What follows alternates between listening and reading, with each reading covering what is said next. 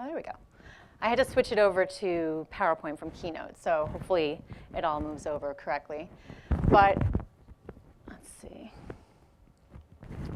So I'm going to talk about how we can distribute health in order to realign values. So why am I here? As he said, I'm an emergency doctor. I'm really supposed to be in the emergency department taking care of patients. But instead, I'm at this innovation conference with all of you innovative minds, also physicians who want to try to fix this problem. And it all started when I was a small child. My father had epilepsy, and we were on a bus. And he ended up having a seizure. And it lasted longer than it was supposed to last, and we ended up in the emergency department. So I was 3 years old, kind of alone, because he was somnolent from the seizure. And we were in the emergency department a lot because we didn't have health coverage. And so that's why I ended up going into emergency medicine. But like you, the whole time, I felt like there was something wrong from the day I started practicing. There was something wrong with what's going on.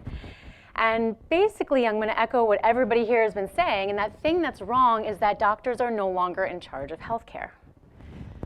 And this is the result. This is the promotional material that was put out just before the Affordable Care Act.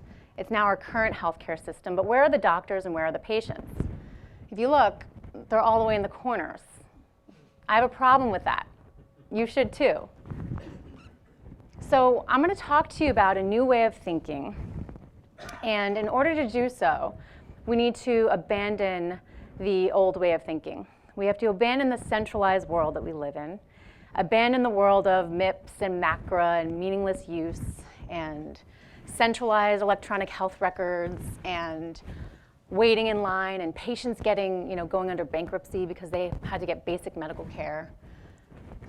Outside of the world of insurance and into a world of decentralizing technology where the power is put back into the hands of the individuals. It's a community-driven technology. And so this is the world that we're going to enter into. So you have to kind of expand your mind. And it's so that we can prevent this graph from getting any worse. This is a version of a graph that's been out since around 2009. And so this is an updated version. If you look at the red line, that's number of administrators. If you look at the yellow line, that's cost of healthcare. And the blue line, that's number of physicians going up, increasing. As somebody mentioned yesterday, there's a sustainable growth rate freeze at 1997, so we're not training any more doctors. But we're increasing the number of regulations. And as we increase those regulations, the administrators go up. So we need to stop this graph from getting bigger. Because this is what the outcome has been. This is a check for 1 penny to my friend who's a double board certified Ivy League educated OBGYN in New York City from United Healthcare. It's like an offensive slap in the face. A penny? Like just the cost of her having to look at that check is worth more, So, and then this is a prior authorization for medication that a patient had been taking for many, many, many, many years, and then the formulary change, and this is a note from the doctor saying, please just let them pay cash because it's cheaper, And so this is what's going on. As United Healthcare had record quarterly profits of $60 billion at the end of last year, they're paying doctors 1 penny. It's not okay with me. And we talked about the physician shortage and this gap of 42,000 to 121,000 doctors by 2030. We have doctors online trying to figure out ways to retire early. We had Dr. Mehta talking yesterday about physician side gigs that has 70,000 doctors trying to find ways to make money outside of medicine, but we really love what we do. Like, we went into medicine to help people. We sacrificed our youth to learn how to do this, but we're just frustrated, and we're dying by suicide, and we're leaving. Does anybody know what this is? It's kind of hard to see here, but this is Facebook connections geopolitically located. If you look at that dark area, that's China, because they don't have Facebook there. But everywhere else, it turns into a global map, So we're already connected in a peer-to-peer way in a lot of ways. Of course, Facebook is centralized, but this just goes to show doctors and patients are connecting. But patients are looking for healthcare online. These are tweets from patients who can't find doctors. They're afraid they're going to die. They're worried that it's something serious. They're Googling their symptoms, as we just talked about. And they can't afford care. Meanwhile, they're dying for 2 years in a row. We all saw this article. Mortality has increased for 2 years in a row. It's a big problem. So robots are the answer. I'm just joking. I mean, AI is going to play a role, but AI isn't very good at looking at inconsistent data. As we talked about with chest x-rays, you need 2.4 million chest x-rays to be able to really understand.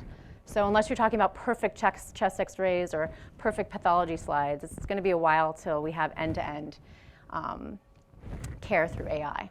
So this new technology is more about community. It's a community-driven process. And Peter Thiel recently said in his book, 0 to 1, the most valuable businesses of coming decades will be built by entrepreneurs who seek to empower people rather than to make them obsolete.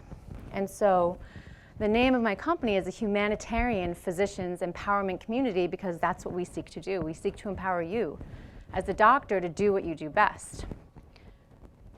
And so with it, we can work together. We can coordinate to gobble up these third-party systems that aren't providing value to us and our patients, and we can recapture ownership over the doctor-patient relationship. But we all need to agree to do it together, and we need to agree to do it in this way. And the technology that can be leveraged is called self-sovereign identity technology. And so self-sovereign means owned by you. So in the future, we're all going to have digital wallets. And in those digital wallets that are owned by us, not kept on a centralized server, we're going to keep all of our digital assets. When we're born, we're going to get our birth certificate. We'll eventually get our license. We'll keep our digital money or our cryptocurrency. We can keep our medical records on there because our protected health information is valuable. As we recently saw yesterday, Google and Cerner just came up with an agreement to own our patients' protected health information. Meanwhile, we're the ones that took a Hippocratic oath to protect our patients from that kind of stuff. So this technology can give us the power to do that again. And what it does for us is it gives us agency.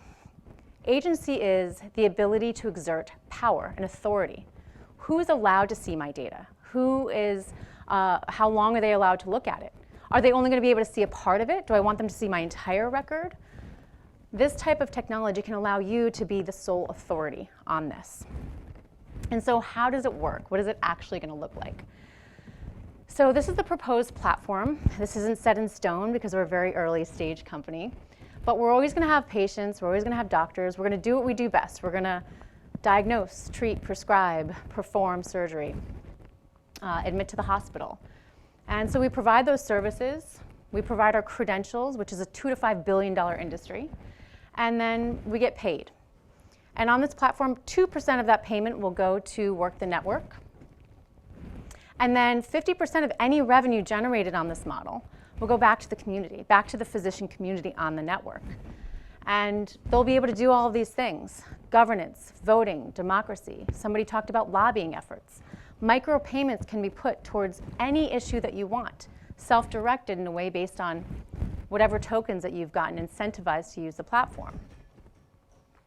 Doctors can also exchange value on the network, communicate with each other, have curbside consults, with our patients' permission, share their data.